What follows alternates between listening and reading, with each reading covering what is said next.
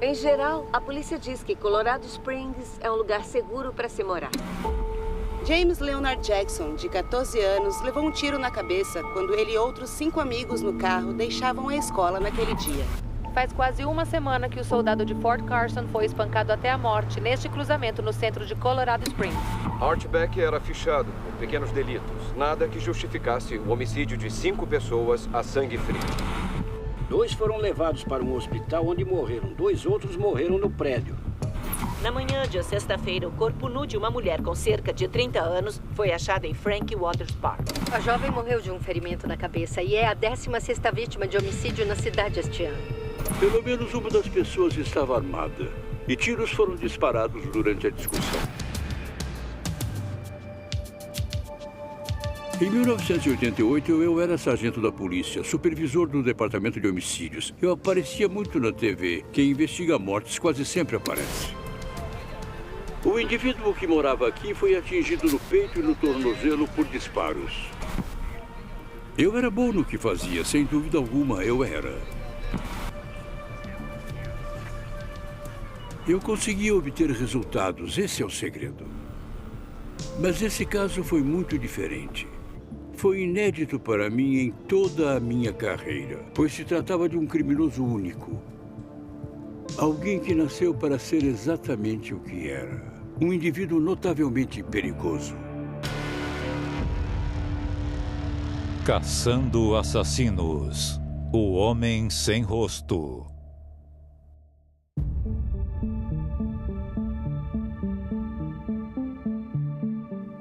Em 1988, eu ainda morava em Colorado Springs. Os vizinhos sabiam o que eu fazia. Eles me viam no telejornal o tempo todo.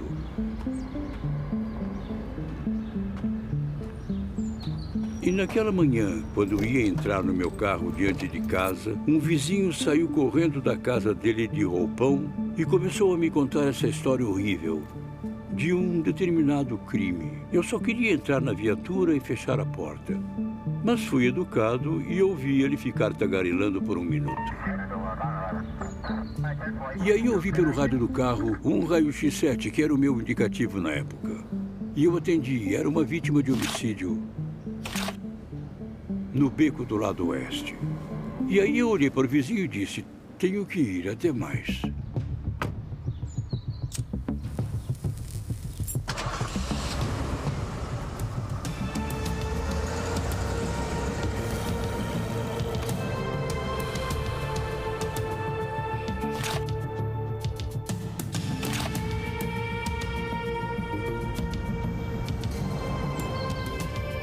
Ver o Joe Kenda sem um cigarro era uma coisa muito incomum. Ao ver aquele braço para fora com um cigarro, você sabia quem era.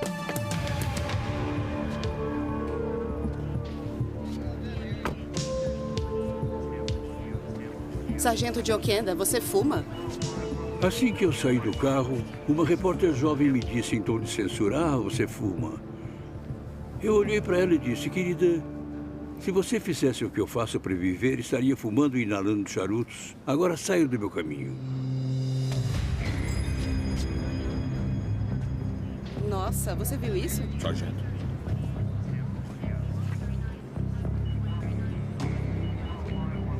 O beco ficava atrás de uma propriedade comercial. E geralmente tinha lixeiras naquele lugar. E também era usado como caminho, como passagem. E é o que os moradores faziam. Usavam esse beco como passagem de pedestres.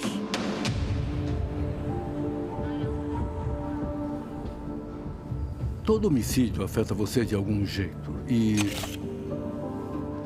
esse eu preciso admitir, ao andar pela cena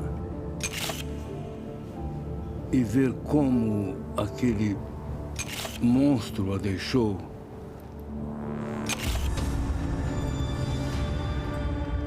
aquilo teve um impacto enorme em mim.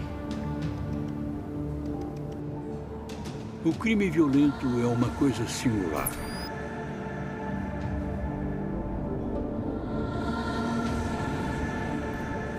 Quem já viu um nunca vai esquecer. Não tem nada a ver com o que se vê no cinema ou na televisão.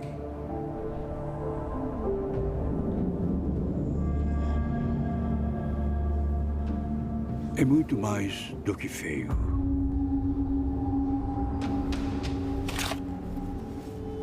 E essa moça tinha um trauma contundente no rosto. Cortes, arranhões, escoriações. E estava esparramada no chão. A saia dela estava levantada, a calcinha abaixada e, obviamente, tinha sido estuprada. Quem deixa um corpo assim, em uma pose de estupro, o criminoso parecia querer comunicar a todos exatamente o que tinha ocorrido. As roupas dela estavam encharcadas de sangue. Ela tinha muitos ferimentos por tentar se defender. Não tinha um só centímetro do corpo dela sem algum tipo de marcas. Eu nunca tinha visto na vida um corpo daquele jeito. Em minha avaliação, ela estava na casa dos 20 anos. Tinha cabelos castanhos, longos, era muito bonita e relativamente pequena. Olhei para ela e me perguntei, como você veio parar aqui esta manhã, minha cara? Alguém fez isso com você. E vamos achar.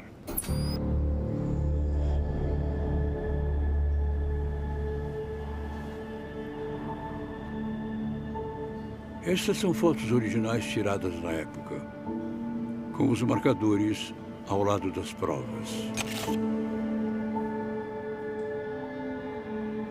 Ao chegar naquela cena, mal se vê os mocassins que estão no chão.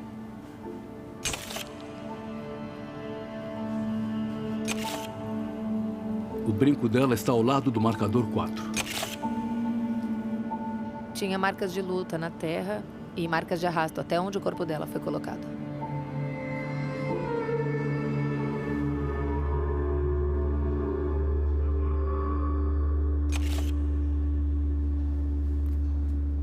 Nos fundos do beco há uma inclinação bem íngreme. Seguindo uns 25 metros naquela trilha, havia um pedaço de pedra com sangue escorrendo nela. E o sangue fez um desenho em forma de meia-lua bem na frente da pedra. Obviamente, a cabeça dela ou alguma parte dela bateu naquela pedra. Algumas de suas bijuterias foram encontradas. Elas caíram durante a luta. Também havia chumaços de cabelo, provavelmente do suspeito. Eram dezenas de fios que ela tinha arrancado enquanto lutava contra ele. Análises determinaram que eram masculinos e quimicamente tratados. Eu acho que eram descoloridos. Eram cabelos quimicamente tratados, pertencentes ao agressor. Isso era importante, porque poucos homens pintam o cabelo. Já dava para descartar muita gente.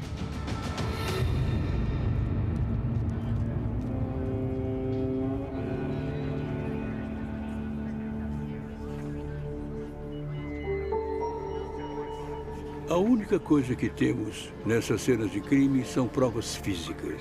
E precisam ser preservadas adequadamente. Eles sabiam que cada prova lá poderia solucionar o caso.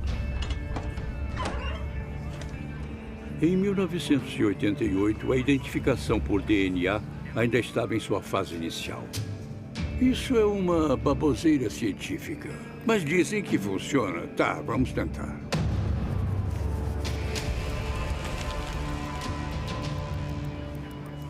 Às vezes chegávamos à cena do crime e estava tudo lá. Esse não era um desses casos. Não tínhamos nenhuma informação.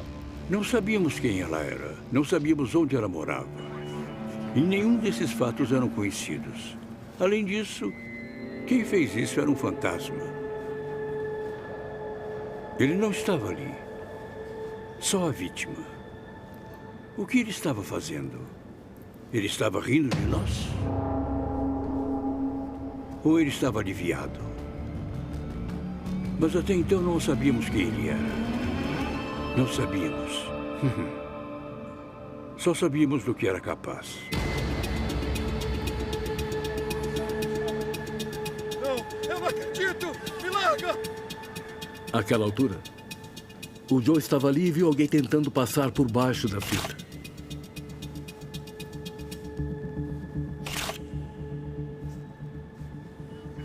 Vi a fita de isolamento da polícia. Passei por baixo dela, me aproximei do local e perguntei ao primeiro policial que vi se era homem ou mulher. Vi que os policiais estavam tentando conter alguém.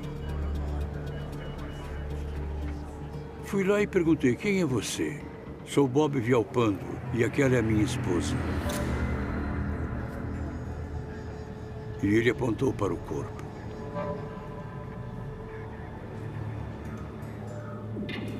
E como você sabe isso, Bob? Eu vi o pé da Mary Lynn, reconheci as meias dela e soube na hora que era minha esposa.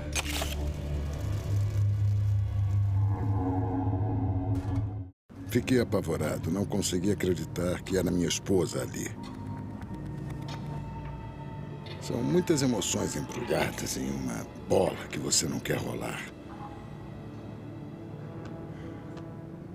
Eu estava em pânico e em choque e com raiva e revolta e descrença. É estranho quando um membro da família aparece na cena do crime. Isso não costuma acontecer. A cena do crime era meio remota. Como ele sabia aonde ir? O que ele faz aqui? Ele está envolvido?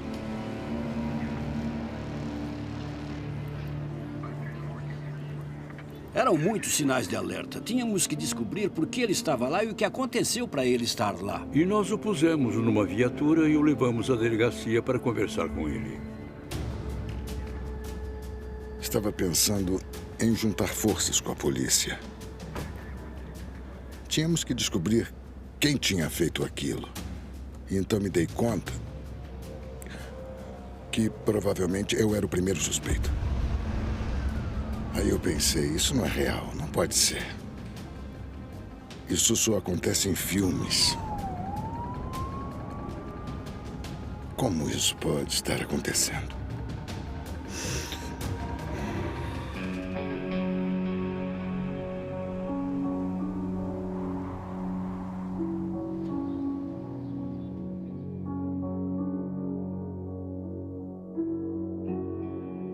Esta é uma foto de Robert Villalpando em 1988.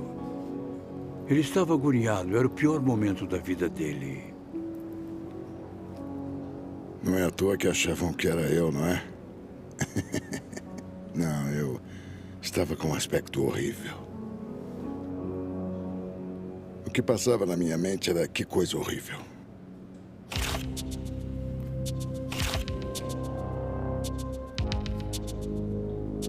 Na maioria dos casos, em casos como este, alguém ligado à vítima acaba sendo o responsável.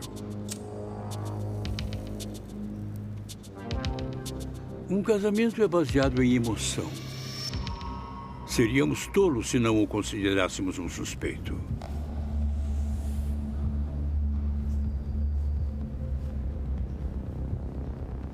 Quando conversamos com o Robert, ele explicou o seguinte, que era a esposa dele. O nome dela era Mary Lynn Villalpando.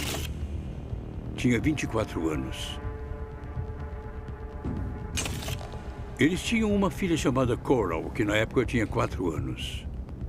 Eles moravam a algumas quadras da cena do crime. Eram moradores típicos da Zona Oeste. Moramos na Zona Oeste nossa vida toda. Eu conheci a Mary desde o jardim de infância, na escola primária. E ela era a minha razão de viver. Era o meu amor. Eu precisava contar minha história para alguém, para que vissem que não era eu.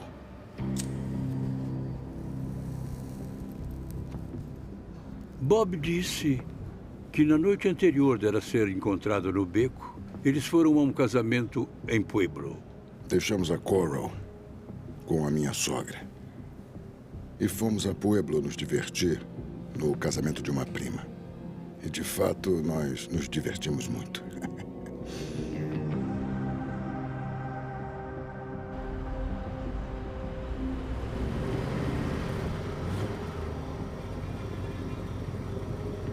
Voltamos à cidade no meu El Camino, com meu irmão e minha cunhada.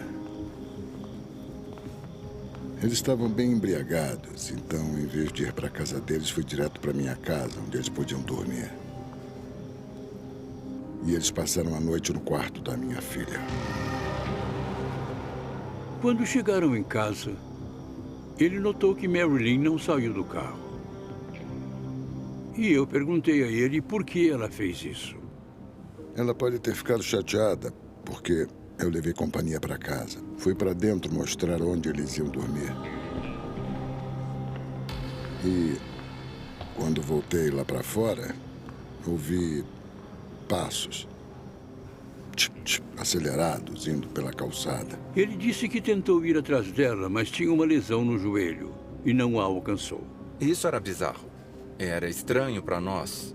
Ele podia ter inventado uma mentira melhor. Ela era muito independente, era cabeça dura. Não era incomum ela clarear a mente, dando uma volta na quadra. Nós morávamos perto dos pais dela. Imaginei que ela ia ver a Coral e voltaria para casa com ela. Ou me ligaria de lá. A Marilyn conhecia a Zona Oeste como a palma da mão dela. Eu não estava nem um pouco preocupado. Eu não tinha motivos para me preocupar. Aí eu acordei de manhã. O sol nasceu e ela não tinha voltado. A primeira coisa que fiz foi entrar no carro e ir procurar. Fui até a casa da mãe dela. Entrei e percebi na hora que ela não estava lá. Aí eu dei umas voltas e ouvi sirenes. E ouvi também uma comoção. Aí cheguei na rua 27, onde estacionei e caminhei até o local.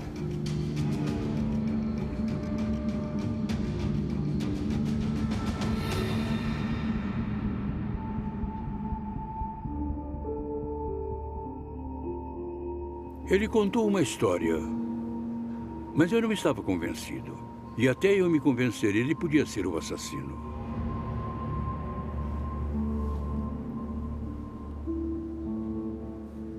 Eu ia fazer perguntas que ninguém gosta. Eu disse, Bob, havia um histórico de violência entre vocês? Nunca houve um incidente de violência doméstica. Por acaso já bateu nela? Não, que isso, não. Nunca, jamais. Por acaso já quis bater? Nunca. O Bob deu todas as respostas certas. O problema era, acreditamos nele? Queríamos ir mais fundo com esse cara. Fizemos o teste do polígrafo. Queríamos ver como ele se saía.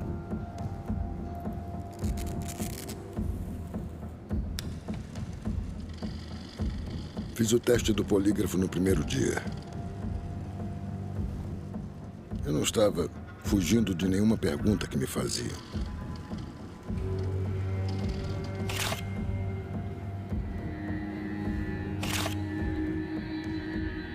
Eu respondi a tudo com sinceridade e não via como eles não acreditariam.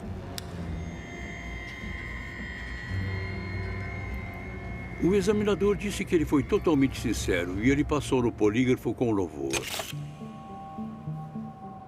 Além disso, o cabelo do Bob Vialpando era preto escuro. Ele não tingia o cabelo. A prova física não o ligava à cena. Bob Vialpando não era mais suspeito nesse caso. Eu não senti o peso ser tirado das minhas costas. Só me lembro de dizer a eles, precisamos encontrar o desgraçado que fez isso. Estão perdendo tempo comigo. Conversando com Bob, soubemos mais sobre como ela estava vestida e o que levava no momento. Ele disse que estavam faltando algumas coisas que não vimos no local. A Marilyn tinha uma jaqueta jeans e as alianças dela de casamento e de noivado. A polícia me pediu para descrever as joias e fazer um desenho delas. Eu lembrei bem dos anéis. Um deles era espinha de peixe, de ouro, 18 quilates com 3 diamantes. Roubo e agressão sexual raramente andam juntos. E aí eu me perguntei se foi uma lembrança levada pelo criminoso como forma de reviver o momento. Será que seria isso?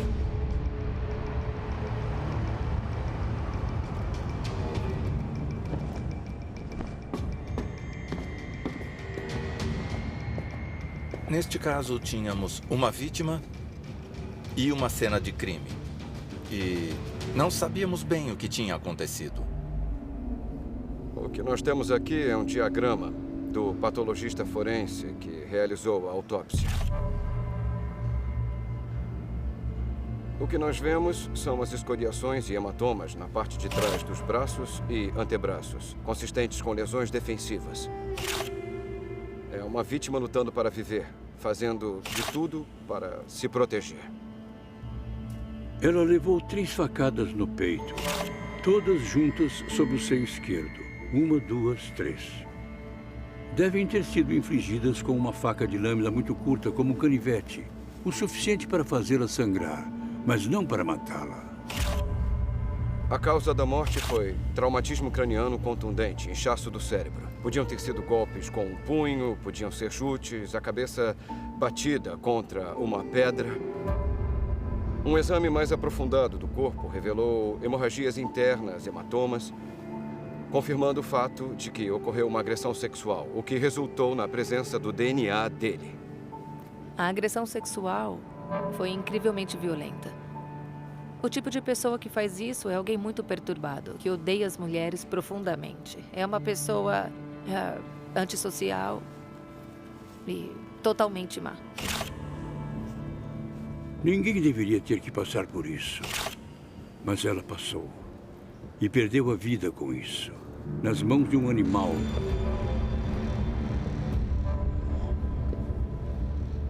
Que não deve ter permissão para estar entre nós. É quando você começa a dizer, não é um suspeito, é um monstro.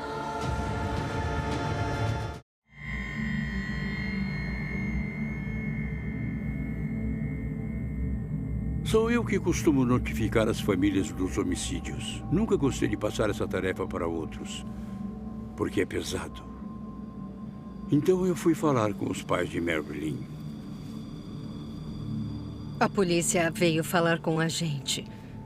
Ficamos todos em choque e entorpecidos. Parecia que eu tinha sido varrida da face da terra ou coisa assim. Você nunca pensa que isso vai acontecer na sua família. Foi muito irreal.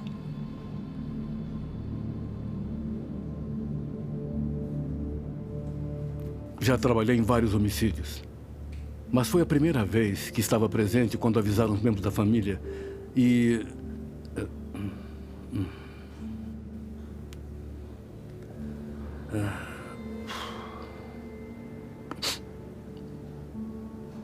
É difícil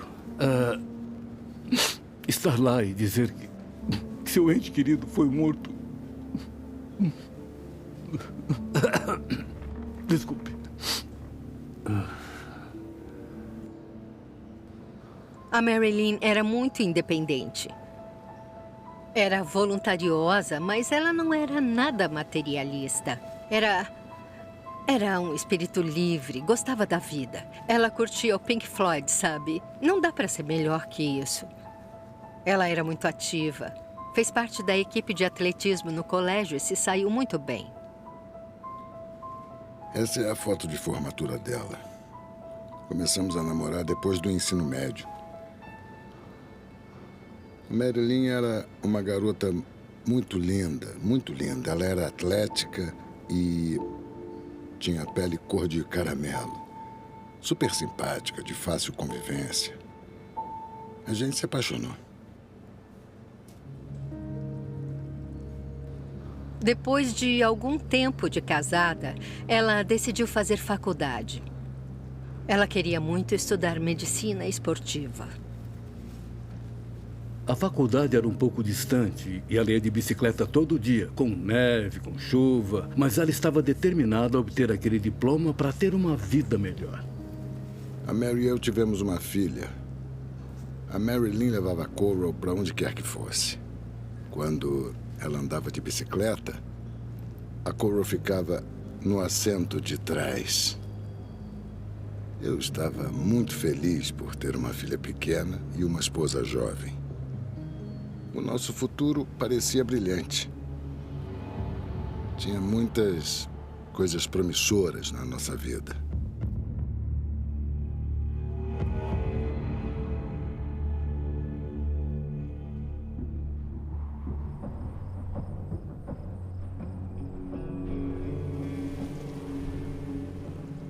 Em um caso como este, temos que descobrir se alguém viu ou ouviu alguma coisa. E como se faz isso? Estudando a vizinhança. Eu olhei no entorno da cena do crime e fazia um desenho de cada janela que pudesse ver aquele crime. Eu disse aos meus investigadores, poderia haver um rosto por trás de qualquer uma dessas janelas vendo isso acontecer. E encontramos uma jovem, Cindy Hyatt, que na época tinha 12 anos. Em 5 de junho de 1988, eu estava com a minha irmã e o namorado dela no apartamento deles. Ele ficava numa colina com vista para Colorado City. E tinha um beco lá embaixo. Naquela noite, eu não estava dormindo muito bem e as janelas deviam estar abertas porque era início do verão.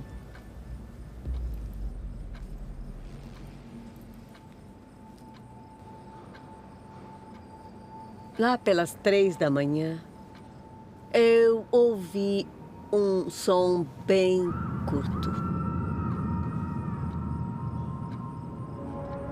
Parecia um grito de surpresa. E não ouvi mais nenhum som. Eu não ouvi mais nada. Então eu achei que não era nada e continuei tentando dormir. Eu não fazia ideia de que alguma coisa tinha acontecido até a manhã seguinte. Ela ouviu um grito e nada mais? É provável que tenha sido Mary Lynn Villalpando quem gritou.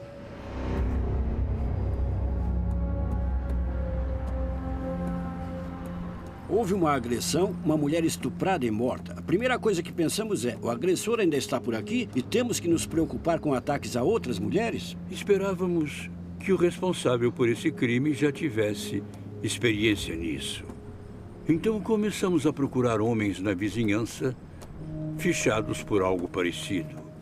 Vamos reunir os suspeitos de sempre e ver o que acontece.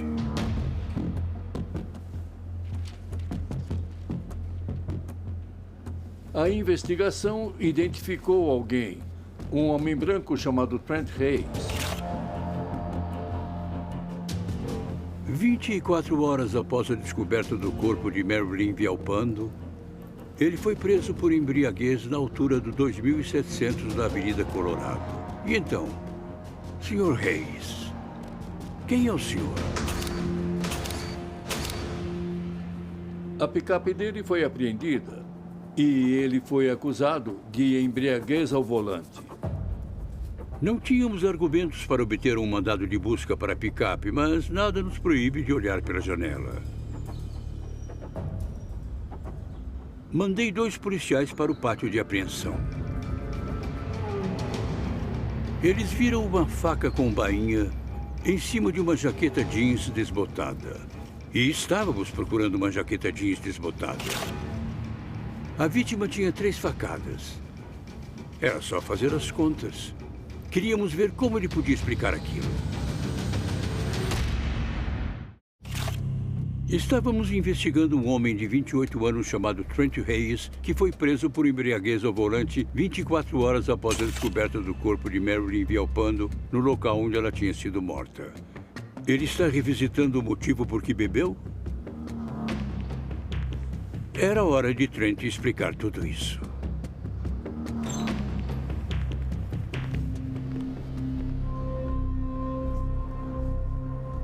Quando entrei na sala de interrogatórios, lá estava o Trent Hayes. Ele tinha cabelos loiros descoloridos. Uau! Ele tinha uma jaqueta jeans e uma faca. Ele estava na área. Havia algumas coisas que se encaixavam.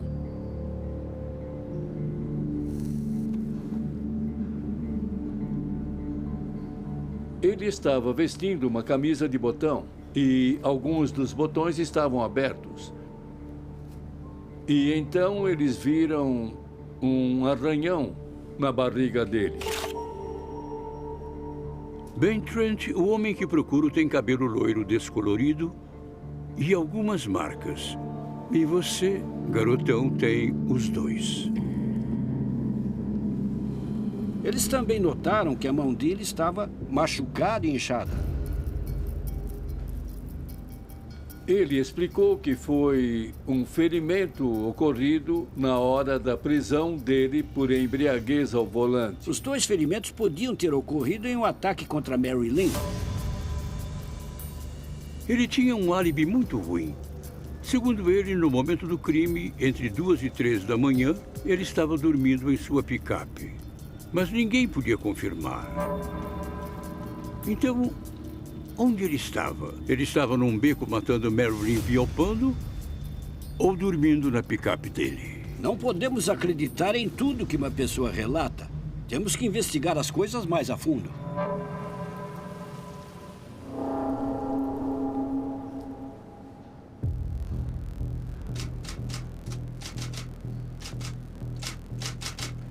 Tínhamos muitos indícios circunstanciais, mas nada que se sustentasse num tribunal. O único método infalível disponível para nós era a análise de DNA. Em 1988, o DNA estava só começando a ser uma ferramenta forense usada para solucionar crimes. Ainda era uma ciência comparativa, muito antes dos bancos de dados de DNA serem criados. Na época, a única coisa que você podia fazer era: eu tenho esse suspeito. Bem, vamos pegar o DNA dele e comparar com o DNA conhecido de quem estuprou essa mulher. Em 1988, havia apenas uma opção para testes de DNA. A Cellmark Diagnostics, que ficava em Chambersburg, em Maryland, era o único laboratório nos Estados Unidos que fazia exames de DNA na época.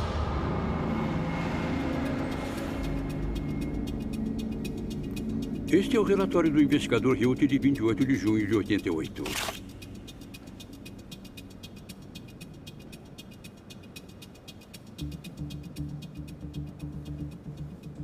Sr. Hayes para coletar uma amostra de saliva. Os testes de DNA em 88 exigiam uma grande quantidade de DNA. Sangue foi colhido do braço. Ainda foram colhidos fios de cabelo da cabeça e pelos da região pública. Ele era a fonte do cabelo descolorido? Era a fonte das amostras de fluido corporal? Essa seria a primeira vez que alguém ia oferecer alguma coisa além de uma opinião. O teste nos diria se seria sim ou não.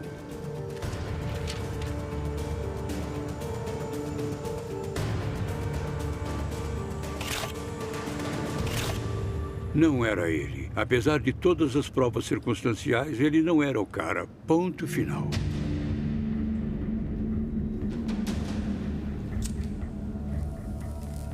Para mim, fumar era um hábito que aumentava quando eu estava estressado.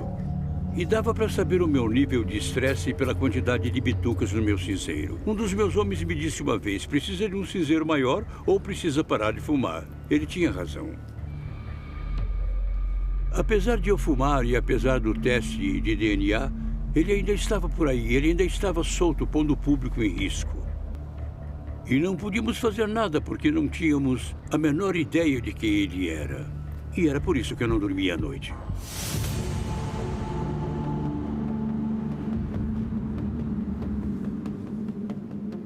Parte da investigação era vasculhar toda a vizinhança em busca de possíveis testemunhas. E no entorno só havia comércio e a maioria das lojas estava fechada. Então, para onde ela teria ido? Em 1988, em Old Colorado City, havia um punhado de bares antigos na área. Havia o Fred's Bar, o Meadow Muffins e o Thunder Bottoms. O Rogers Bar se destacou porque servia comida depois que a venda de álcool se encerrava às 2 da manhã. Ela podia ter estado lá?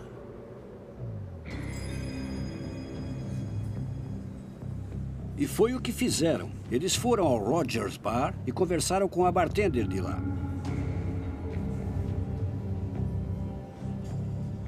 Ela disse que se lembrava de uma mulher que entrou naquela noite e não tinha certeza se era Mary ou não. Ela não sabia dizer. Mas ela tinha entrado e saído pela porta dos fundos, que dava para o beco. E esses bares têm uma clientela frequente, é claro. Perguntamos a um deles, você viu alguém que não conhecia naquela noite? Bem, teve um cara que entrou, ele estava bêbado, nunca vi ele antes. Não sei quem era. Ele estava embriagado e foi muito agressivo com todos. E chegou uma hora em que ele se levantou e saiu pela porta dos fundos, não pagou nada, só saiu. Ela disse que se lembrava dele muito bem porque ele tinha uma cicatriz bem grande no rosto.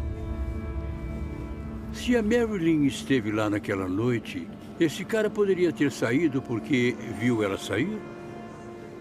E se ele a seguiu?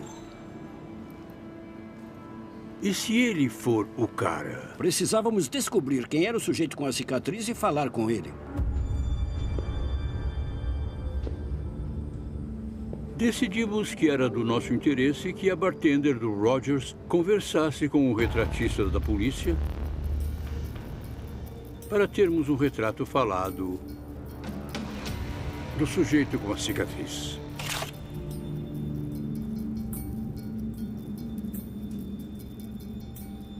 A bartender afirmou que a imagem produzida pelo retratista era precisa.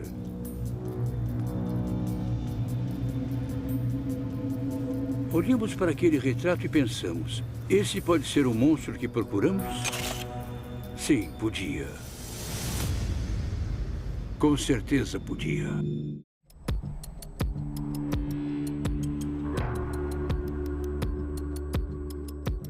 Quando me designaram como investigador no homicídios, pensei em jeitos de melhorar a organização para produzir melhores resultados.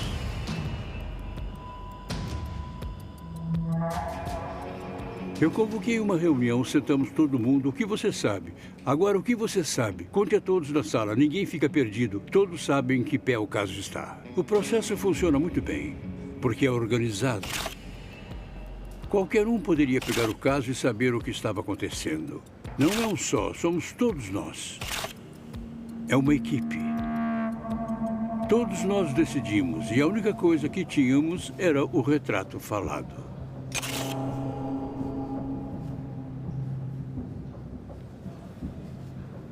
Distribuímos o retrato falado.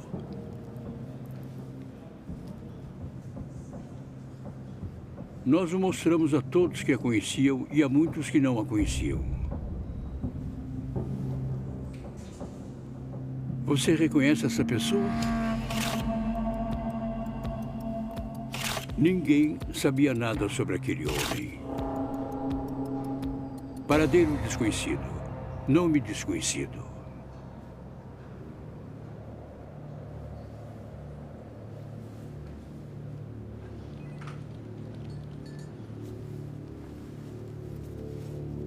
Era um caso que não ia a lugar nenhum. Não tínhamos suspeitos, não tínhamos informações, não tínhamos boas pistas concretas.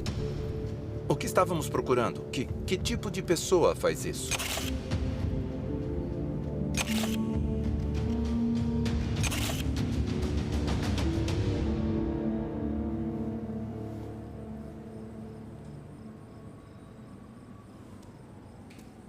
Quando se tem uma vítima inocente como a Marilyn, isso dói muito. É alguém que foi morta sem motivo algum.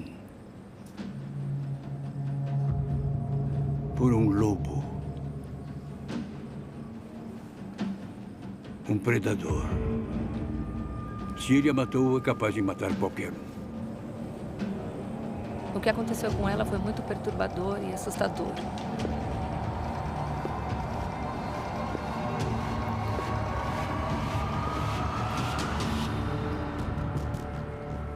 Acho que ninguém pode imaginar esse tipo de mal acontecendo no seu próprio quintal. Psicopata, monstro, pervertido sexual. De onde vinha essa pessoa? Quem era esse animal? Quem era esse monstro?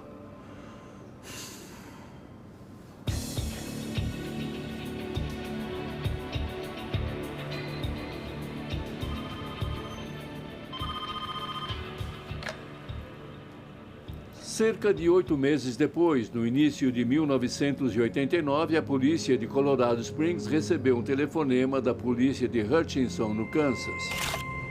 Eles tinham prendido 4 indivíduos num roubo ocorrido naquela jurisdição. Uma das pessoas presas, uma mulher chamada Rachel Kipp, tinha informações que considerava pertinentes ao caso. Rachel disse à polícia que ela morava em Colorado Springs, assim como Michael Lauderman, que também estava preso no Kansas por esse roubo. Rachel Kipp afirmou que em algum momento durante o verão de 88, ela viu Michael Lauderman correndo pelo beco em direção à casa dela. Quando chegou na casa, estava sem fôlego e repleto de dor, totalmente fora de si, totalmente angustiado, com arranhões e marcas. Ela disse que perguntou a ele o que estava errado. E ele fez a seguinte declaração: "Eu fiz uma coisa muito ruim. Eu nem acredito no que eu fiz. O que foi isso, Mike Lauderman?" Quanto mais ela pensava nisso, mais ela achava que ele podia ter cometido o assassinato. E eu disse a esse sargento da polícia de Hutchinson: "Tenho 2 investigadores entrando num carro agora. Eles chegarão em 7 horas.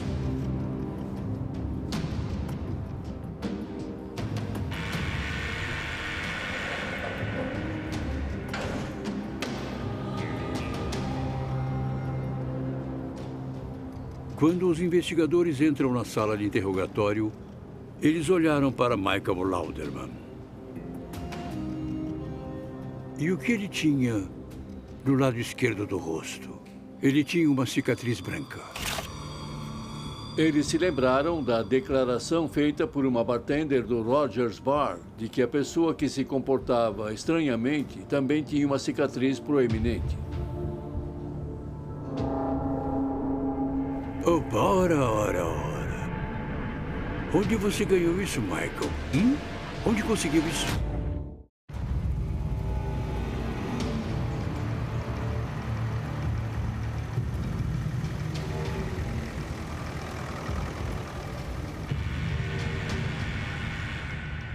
Tinham-se passado 8 meses desde o assassinato de Marilyn Villalpando. Mas tivemos uma grande pista para o caso. Um jovem de 25 anos chamado Michael Lauderman. Eles perguntaram: "Que cicatriz diferente a sua, como você a conseguiu?" E ele disse: "Há 3 semanas eu estava furtando no Kmart. Fugi do segurança e brigamos, e foi assim que consegui essa cicatriz no meu rosto. Tínhamos que investigar mais." Ele reconheceu que, de fato, estava em Colorado Springs no horário do assassinato e que estava hospedado num hotel praticamente a 1 quadra da cena do crime. Ele se colocou na área do crime. Mas foi só o que ele fez.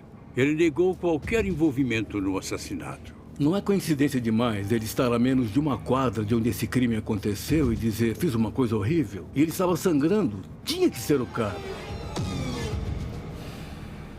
Àquela altura era suspeito demais. Decidimos coletar algumas amostras de DNA, mandar para o laboratório e ver se combinava com o DNA encontrado na cena do crime.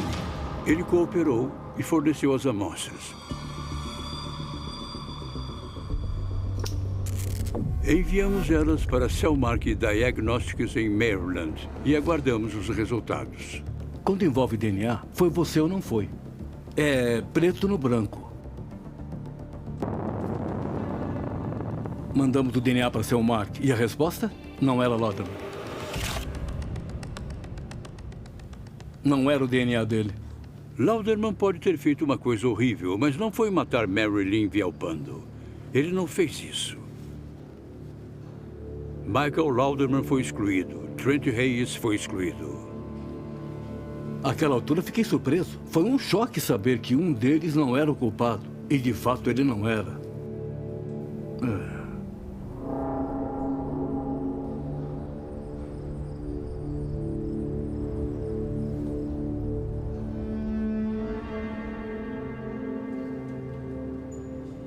Você não vai a lugar algum quando tem um caso que consome você.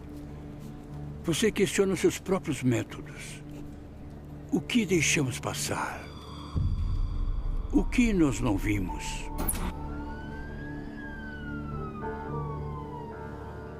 Não estávamos mais perto da solução do que na manhã em que encontramos o corpo. Estávamos num beco sem saída. Não havia mais nenhuma pista para seguir. O fato é que o caso acabou esfriando. E odeio dizer isso, mas ele ficou inativo.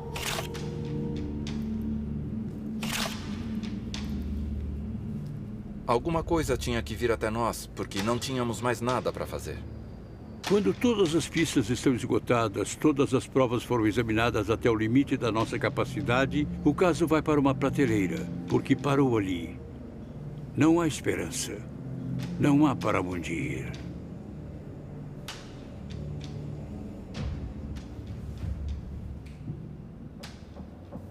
Com o passar de dias, semanas, meses e anos sem solução para o caso, a família nunca tem um desfecho e tem que conviver com isso todos os dias.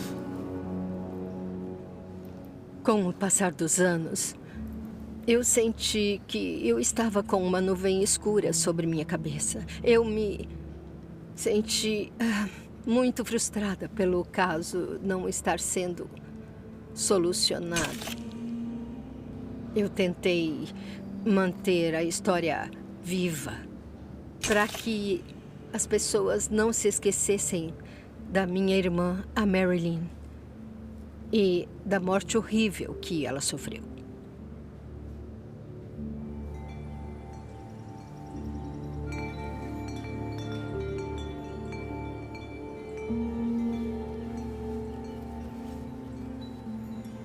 Não dá para viver em paz depois de uma coisa assim.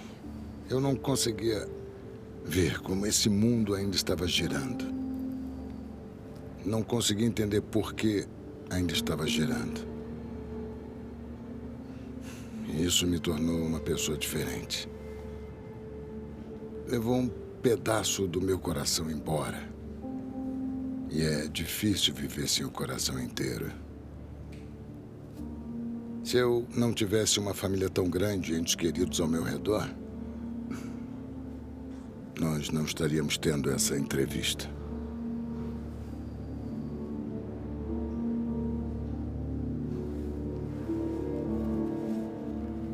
Eu simpatizo com o Bob Villalpando até hoje. Considerei isso culpa minha.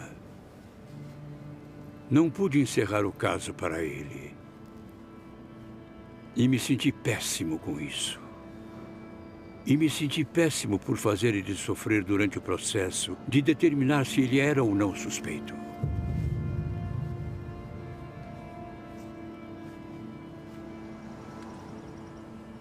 Com o passar do tempo, ainda sussurram pelos cantos. Muitos achando que eu podia ser o culpado, sei lá. O Bob, por todos esses anos, viveu a suspeita de ter matado a Mary. E existiam pessoas na comunidade convencidas de que o Bob tinha cometido o assassinato. Isso arruinou a vida do Bob. Eu tive que entregar ao Tribunal Superior, pôr nas mãos de Deus, torcendo para a justiça prevalecer lá, por nunca imaginar que prevaleceria aqui. Muitas vezes as vítimas são participantes de sua própria morte. Têm um estilo de vida de alto risco. Não era o caso de Marilyn Villalpando. Ela é uma vítima inocente. Esse caso foi importante e frustrante para mim, pois não consegui solucionar. E por conta disso eu jamais esqueci. Mas não desistimos. É um assassinato.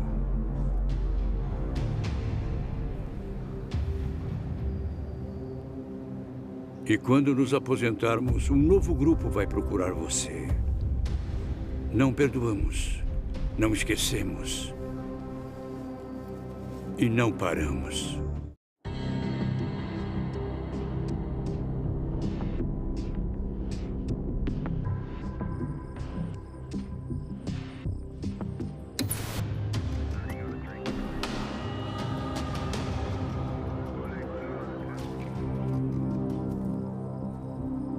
É muito estranho voltar ao local mais de 30 anos depois. Essa parte do beco não mudou nada. A fita de isolamento foi colocada aqui para manter as pessoas fora e eu acho que é onde, de início, eu fiquei até começarem a analisar a cena. Olhei para o beco e a primeira coisa que eu vi lá no fundo foi o cobertor. E o corpo dela estava bem aqui.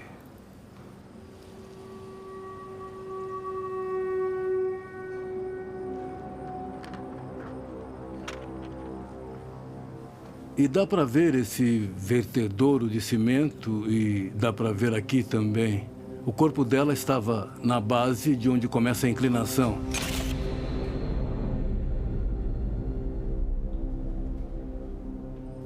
E aí, a uns 20 metros daquela direção, subindo pela trilha, é onde estava a pedra com sangue.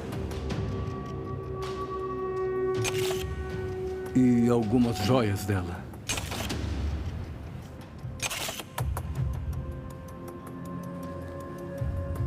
Esse é um dos crimes que mais ficou gravado na minha memória.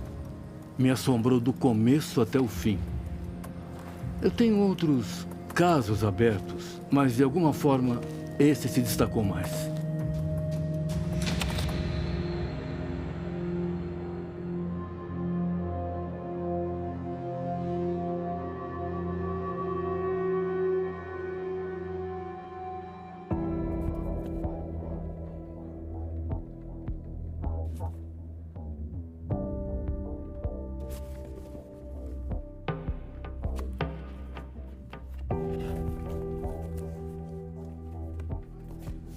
Dentre as investigações pelas quais fui responsável, 31 estavam sem solução em 1º de setembro de 1996, o dia em que me aposentei. Nunca parei de pensar neles na época e não paro de pensar neles agora.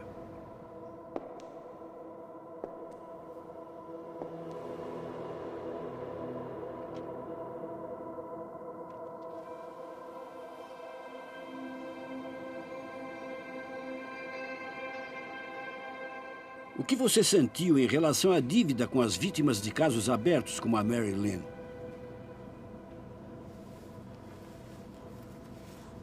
Senti remorso, senti culpa por não descobrir quem foi o responsável pela morte prematura dela. Era uma mulher jovem e vibrante, com a vida pela frente, levada por um animal, sem nenhum propósito. O pior da história dos homicídios. Eu queria poder dizer que apontei uma arma para alguém e informei que ele estava preso pela morte de Marilyn Villalpando. Mas eu nunca pude fazer isso.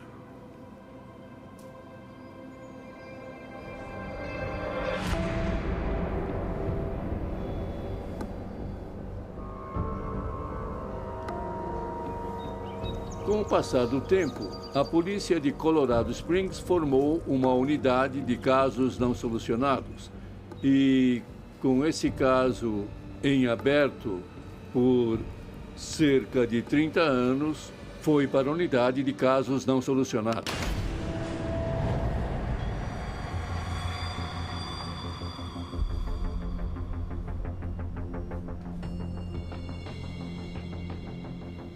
Meu nome é James Ashram, sou conhecido por Jim.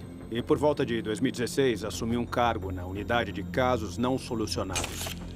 Eu fui atraído para essa posição porque considero homicídio como o maior crime. E os investigadores de homicídios são os maiores investigadores.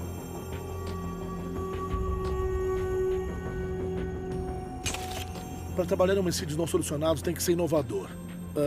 Você quase precisa ser um visionário. O investigador Somoski é um investigador inteligente, muito competente. Nossas personalidades eram um pouco diferentes, mas pareciam se encaixar. O Jim era a voz calma da razão e, sem sombra de dúvidas, eu era um desastre caótico e ansioso, que vivia querendo fazer alguma coisa. Eu acho que a gente se equilibra muito bem.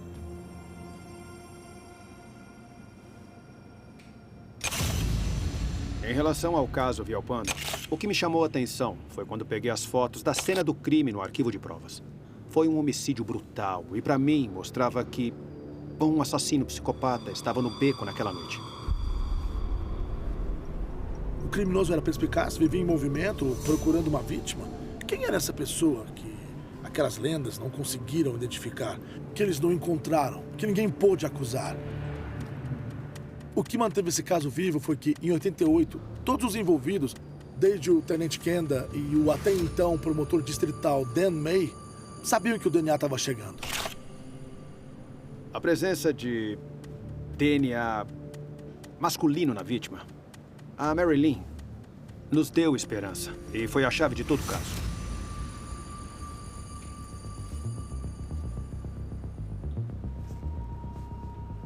De 1988 até o momento em que começamos a analisar as provas, o DNA avançou muito. Quem era acusado de um crime e levado para a cadeia local tinha o DNA coletado e era inserido no Codes. Toda noite, à meia-noite, o sistema Codes levanta todos os perfis desconhecidos e compara com todos os perfis que já estão no Codes. Nenhuma descoberta foi feita a partir da inclusão no Codes do DNA do caso Villalpando. O que isso significava?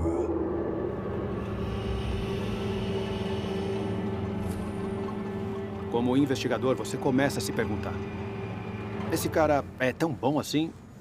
Por que ele nunca foi preso? As outras possibilidades são: ele está morto ou ele pode estar fora do país. Ele podia ter se mudado para a França, pelo que ouvimos falar. Nós não sabíamos.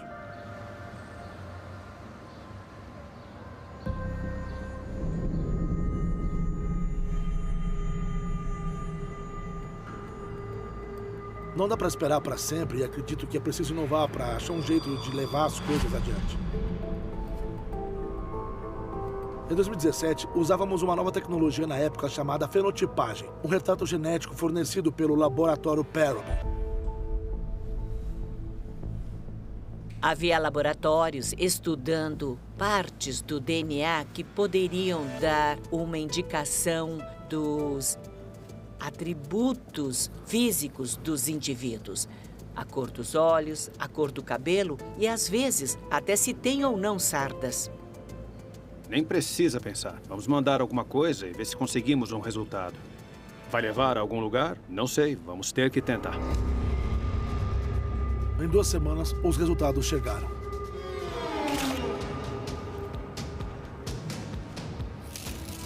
Nos perguntamos por 30 anos como era o sujeito. E estávamos prestes a descobrir.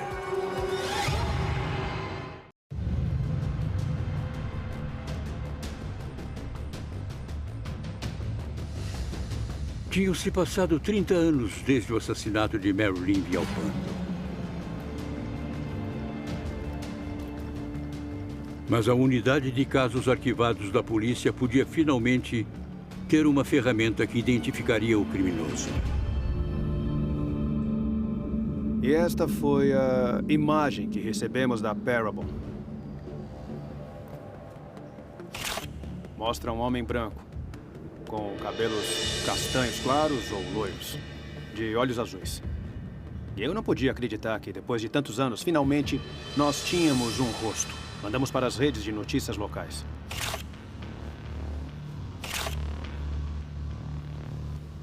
Foi exibido em todo lugar. Eles colocaram no Facebook. Mas depois que o retrato do fenótipo foi divulgado pela polícia, não recebemos pista, nenhuma ligação. Nada. Foi como todos os outros momentos nesse caso de 30 anos. Outra tentativa e erro. Mas isso faz as pessoas falarem sobre o caso. E fez o caso da Marilyn voltar a aparecer na mídia. Em 5 de junho de 1988, a polícia encontrou esta esposa e mãe de 24 anos estuprada e espancada até a morte em um beco perto da Rua 26, em Old Colorado City. E o que torna esse caso tão singular é que foi o primeiro caso no Colorado em que provas de DNA foram coletadas. Penso nela todos os dias e é frustrante que ainda não tenham pego o assassino. Eu nunca desisti.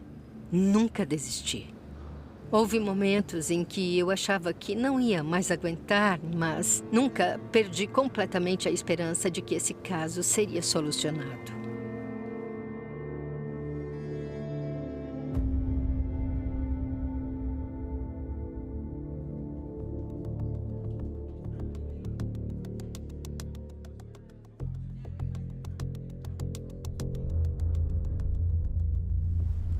Eu recebi a mensagem de um coordenador do Codes, dizendo que havia uma correspondência no caso. A amostra foi inserida por volta da meia-noite. Às 4 da manhã havia uma correspondência no caso. Quando eu desliguei o telefone, estava em êxtase. Finalmente, o suspeito identificado com uma pista real que podíamos trabalhar. Eles me ligaram e disseram: Dan, pegamos o nosso homem. Naquela hora eu só falei: pegamos? E quem é?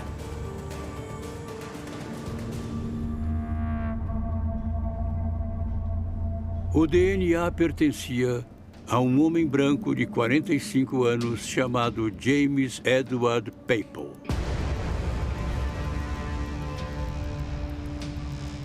Quando disseram James Papel, eu nunca tinha ouvido falar do cara, não me lembrava ninguém. Quem era esse homem? Examinei esse caso de cabo a rabo. Eu nunca vi o nome dele aparecer em nenhum lugar. E quem seria esse tal James Edward Papel? Quando vi a data de nascimento, sabendo que o crime tinha ocorrido em 1988, e por esse motivo eu calculei que ele teria 15 anos na época do homicídio. Então eu tive que olhar 2 vezes. A violência e a natureza desse crime não se encaixam com o que se pensa de um garoto de 15 anos. É uma coisa que nunca vi em todos os meus anos de serviço. Um jovem de 15 anos cometendo agressão sexual, cometendo agressão física.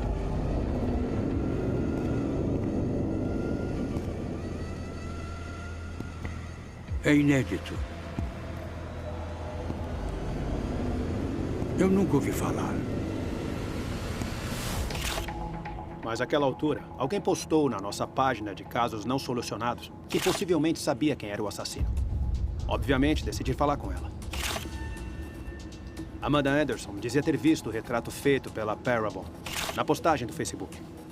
Eu realmente acreditava que esse retrato era do garoto que eu tinha começado a namorar. Acredito que em 1988 o nome dele era James Papel. Era por isso que esperávamos. Um ser humano que eu conhecia e sabia que ele estava em Colorado Springs em 1988. Quando conheci o James, eu estava prestes a fazer 17 anos e ele tinha acabado de fazer 16 anos. E eu conheci ele na Dale House, um abrigo para adolescentes. Só me lembro que ele vivia zangado o tempo todo, tinha ciúme de tudo e parecia ser hiperfocado nas mulheres. Houve muitos incidentes em que ele me deu tapas, deu socos. Um dia ele pegou uma mochila enorme do exército, cheia de roupas. Ele ergueu sobre a cabeça dele e ele acertou a minha cabeça com aquela mochila e parecia que o meu pescoço tinha afundado no meu tronco. E ele gritou a essa distância do meu rosto, gritou com o olhar mais maligno nos olhos. Eu tinha muito medo do James. Eu sabia que alguma hora eu acabaria morta se não saísse da relação. Ela disse que ele era muito capaz de matar alguém. Seria a única coisa que talvez acalmasse a raiva dele, matar alguém. O investigador Ashram e eu começamos a investigar esse cara. Descobrimos que ele morava na comunidade há muito tempo. Tinha filhos e tinha tido relacionamentos com várias mulheres. Ele era um abusador de mulheres.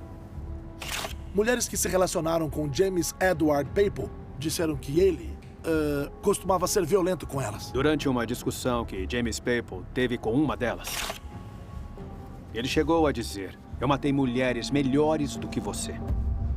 Ashram e Somosky não tinham dúvidas de que tinham achado o culpado. A única pergunta que restava era onde ele estava? Ainda estava aqui? E se por acaso ele ainda estava aqui no Colorado e deixou uma pegada? Ele estava sob custódia do Hospital Psiquiátrico de Pueblo.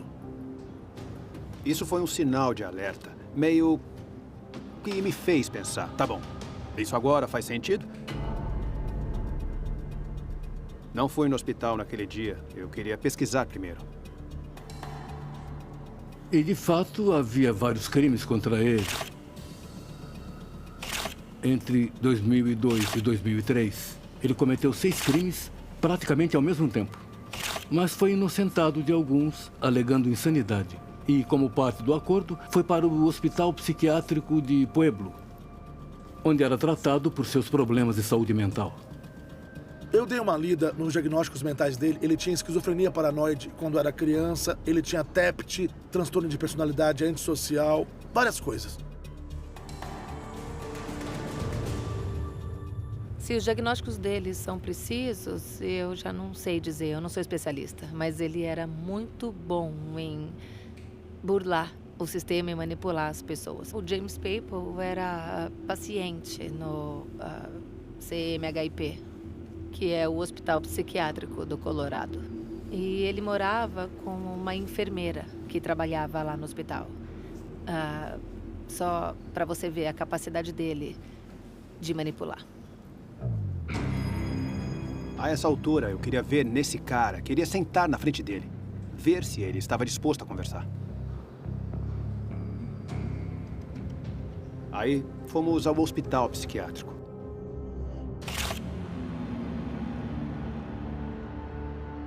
Assim que o James chegou, ele acabou vindo direto para mim, perguntando do que se tratava.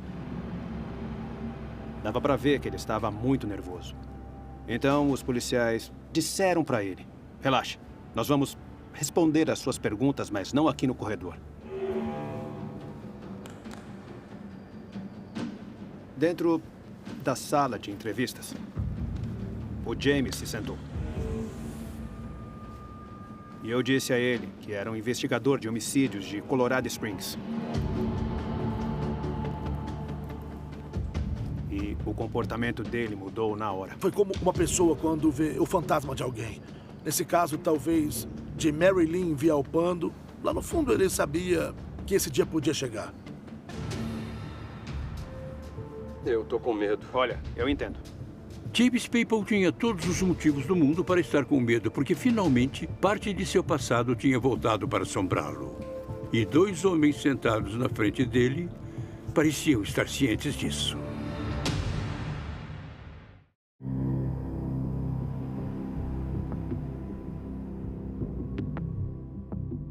O caso de assassinato de Mary Lynn Villalpando finalmente tinha avançado.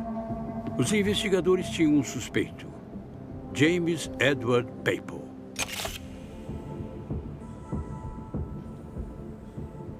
Agora eu vou ler os seus direitos. Já leram pra você antes? Há muito tempo, mas eu não me encrenco faz uns 15 anos.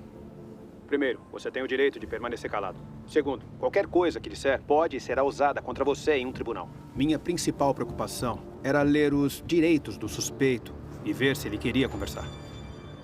Entende cada um dos direitos que expliquei? Sim, senhor. E tendo esses direitos em mente, quer falar comigo agora? Não, senhor. Certo, tudo bem. Agora eu vou escrever as suas respostas ao lado dessas duas perguntas e pedir para você rubricá-las. O Papal não quis falar. Agiu exatamente como agiria alguém culpado daquele crime. Ele não falou.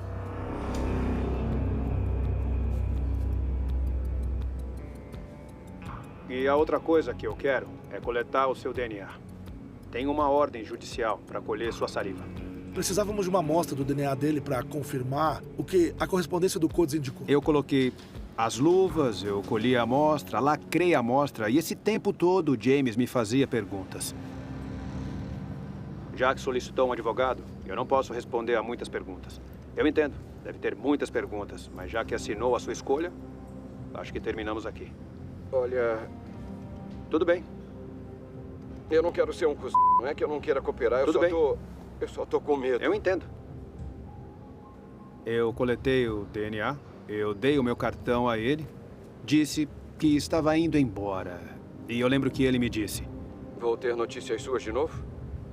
E eu respondi, pode ter certeza, entraremos em contato de novo.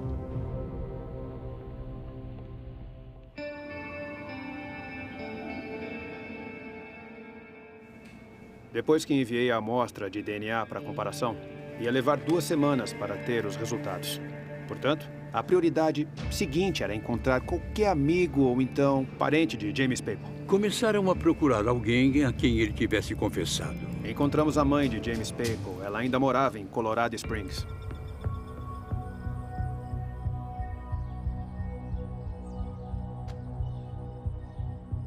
Fomos ver a mãe do James.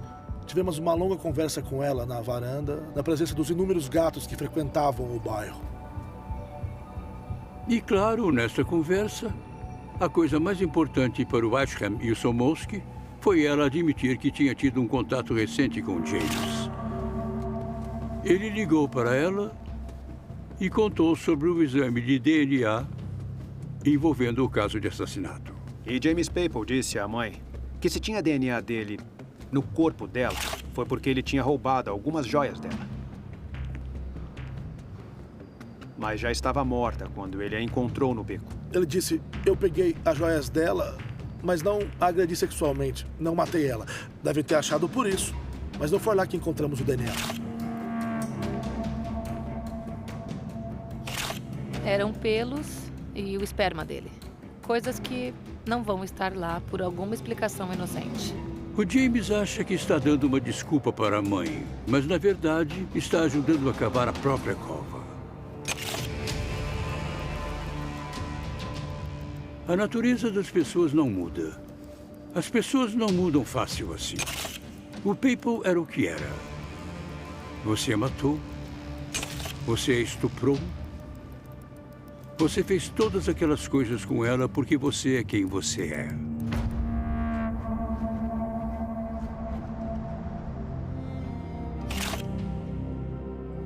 Depois de 2 semanas esperando pela confirmação do DNA, recebemos outro telefonema, dizendo que tínhamos uma correspondência. Sabíamos que tínhamos pego o cara.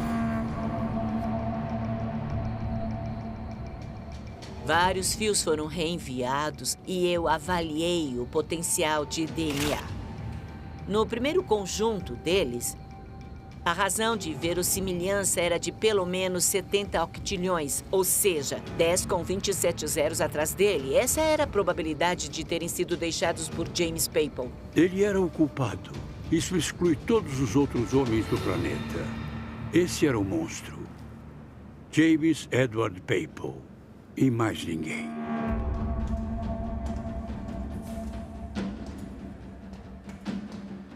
A prisão foi dentro do Hospital Psiquiátrico de Pueblo por homicídio doloso.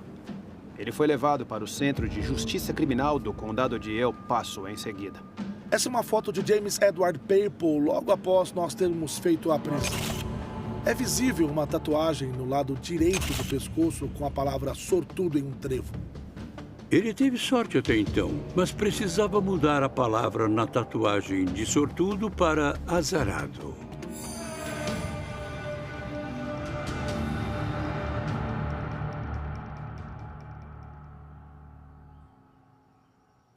Quando eu soube que o James Papel tinha sido identificado como o homem que matou a minha irmã, eu pensei, finalmente, por todos aqueles anos, eu contei com o DNA e finalmente se tornou realidade. E eu pensei, maravilha. Quando soube que ele tinha 15 anos na época, isso fez algum sentido para você?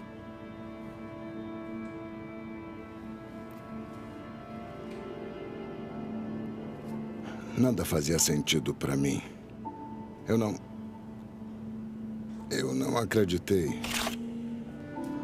Eu estava pasmo. Ele escapou tantas vezes que é difícil acreditar que ele estava lá, vivendo a vida, sabendo que tinha tirado outra vida. E quando fez isso, ele tinha 15 anos, então... Ai, cara...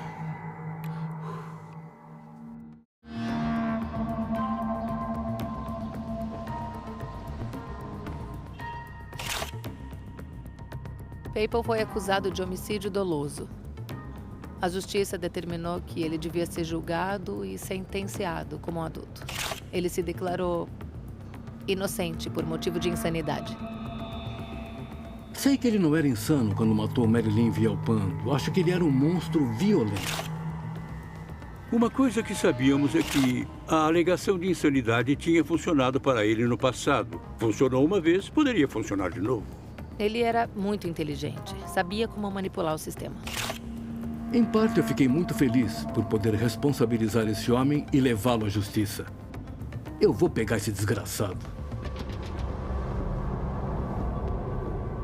Começamos a escolher um júri e então houve uma exposição à Covid. E o juiz cancelou o julgamento. Aí o réu decidiu se declarar culpado.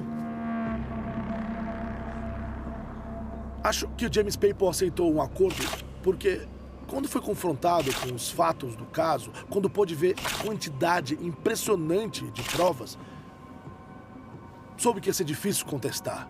Quando ele prestou depoimento, ele disse, eu esfaqueei e roubei ela. E foi só pouquíssima informação. Foi praticamente uma frase, sem demonstrar nenhuma emoção. Eu sentei lá e ouvi o James Papel se declarar culpado e o chamei de covarde e mentiroso. Eu realmente odeio, detesto, tenho nojo dele. Eu não aguentei ficar muito tempo no tribunal. Acho que ele não estava nem um pouco arrependido de nada. Não posso dizer com certeza. Porque não pulei e tentei torcer o pescoço dele e matar ele ali mesmo, mas era o que eu queria fazer, era o que a minha mente estava fazendo. E eu matei ele muitas vezes em minha mente, antes mesmo de ter uma foto, um rosto e uma pessoa. Ah, meu Deus.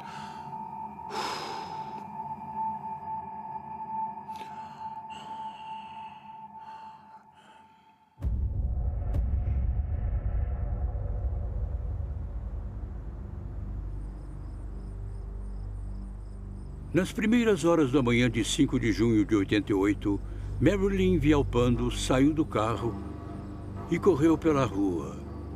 Era comum para ela sair correndo quando estava com raiva, se acalmar e voltar. Eu acredito que James Edward Papel ouviu, caminhando de forma nervosa, Marilyn Villalpando em um beco muito escuro em Old Colorado City. Tudo começou quando ele viu a chance de cometer um crime.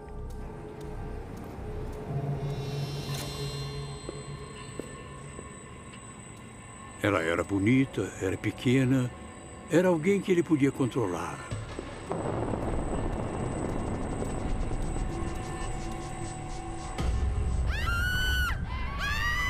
Ele a atacou, ela reagiu e houve uma luta. Durante a luta, ela bateu com a cabeça na pedra. Ele deu facadas no peito dela, arrancou suas roupas e aí a violentou sexualmente. É muito claro que, então, ele a colocou na posição em que a encontramos. Totalmente exposta. Ele não passa de um monstro. Ele tem um ódio profundo pelas mulheres. Isso vinha do abandono da mãe dele, quem sabe? A questão é, ele é o que ele é. O que fazemos com ele agora? Continuamos com uma discussão acadêmica sobre como ele ficou assim? Ou o enrolamos em arame farpado e o colocamos numa masmorra? Eu prefiro o arame farpado e a masmorra. Marilyn Villalpando foi assassinada no final dos anos 80 e sua família tem alguma justiça hoje, depois de todos esses anos? Já se passaram 32 anos e 11 meses. Já faz muito tempo e eu estou muito feliz que esse dia chegou. Ao sentenciar James Papel, a juíza disse que este era diferente de qualquer outro caso que ela presidiu. Ela olhou para ele e disse que teria dado a mesma sentença àquele garoto de 15 anos.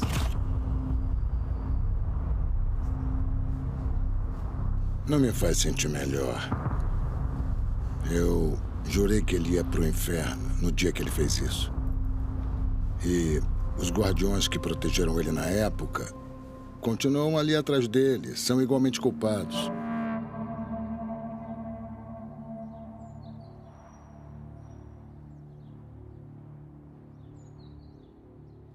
Eu simpatizo totalmente com Robert Villalpando.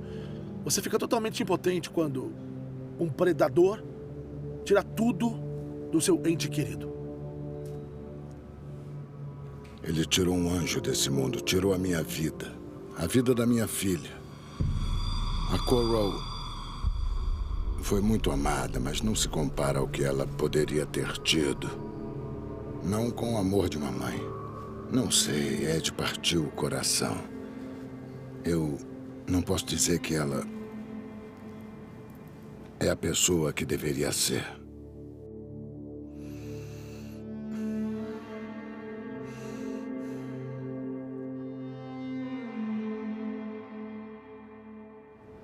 Muitos me perguntam se eu tive um desfecho e a resposta é não. Realmente não há um desfecho. A minha irmã ainda está morta. Não tem como esquecer isso.